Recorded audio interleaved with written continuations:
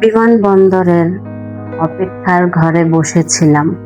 হঠাৎ পাশের চেয়ারে বসা এক নারী আমাকে জিজ্ঞাসা করলেন, আপনি কি কাউকে বিদায় দিতে এসেছেন নাকি কাউকে ভুলে যেতে? প্রশ্নটা শুনে আমি চুপ হয়ে গেলাম।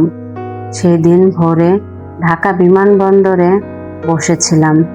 আমার ফ্লাইটে এখনো 1 ঘন্টা বাকি। চারদিকে মানুষের ভিড়, কেউ হাসছে, কেউ বিদায় জানিয়ে কাঁদছে।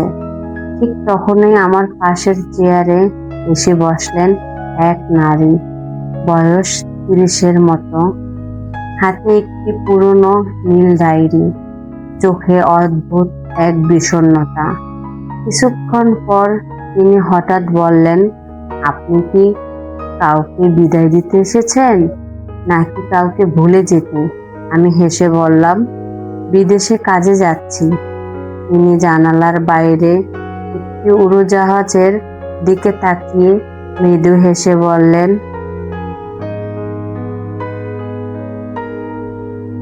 আমি আজও একজনের জন্য অপেক্ষা করি। কথা বলতে বলতে জানলাম তার নাম ছিল মায়া। 12 বছর আগে এই একই বিমানবন্দরে তিনি তার বাগদত্তা আরমানকে বিদায় দিতে এসেছিলেন। আরমান বলেছিল, 2 বছর পর ফিরে এসে তোমাকে বিয়ে করব। কিন্তু 2 বছর পেরিয়ে গেল, 4 বছর, 6 বছর, কোনো খবর নেই। একদিন বিদেশ থেকে শুধু একটি ব্যাগ ফিরে এলো। ভেতরে ছিল আরমানের ঘড়ি আর একটি চিঠি। চিঠিতে লেখা ছিল, মায়া, যদি এই চিঠি তোমার হাতে পৌঁছে, বুঝবে আমি আর ফিরতে পারিনি। তোমাকে কথা দিয়েছিলাম, কথা রাখতে পারলাম না। কিন্তু বিশ্বাস করো, শেষ নিঃশ্বাস পর্যন্ত তোমার নামই আমার ঠোঁটে ছিল। তুমি আমার জন্য অপেক্ষা করো না, ভালো থেকো। চিঠিটা পড়েও মায়া বিয়ে করেননি। আমি অবাক হয়ে জিজ্ঞেস করলাম, এত বছর পরও কেন?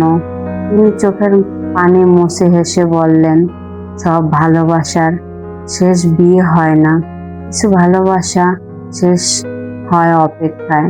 ঠিক তখনই তার ফ্লাইটের ঘোষণা হলো। তিনি উঠে দাঁড়ালেন।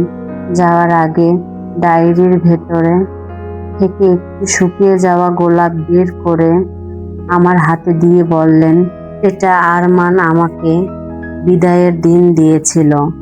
আজ এটা আমার আর দরকার নেই, কারণ আমি আজ তাকে ভুলতে নয়, তার স্মৃতিকে শান্তি দিতে যাচ্ছি। আমি কিছু বলার আগেই তিনি ভিড়ের মধ্যে হারিয়ে গেলেন। আজও যখন কোনো বিমান আকাশে উড়ে যায়, আমার মনে পড়ে সেই নারীর কথা, আর মনে পড়ে তার একটি বাক্য, অসমাপ্ত ভালোবাসা কখনো কখনো মানুষের পুরো জীবন হয়ে যায়। যে ভালোবাসা সত্যি হয় সে সব সময় কাছে থাকে না, কখনো কখনো সে শুধু একটি স্মৃতি হয়ে হৃদয়ে বেঁচে থাকে। সাবস্ক্রাইব করে পাশে থাকুন। পরের গল্প নিয়ে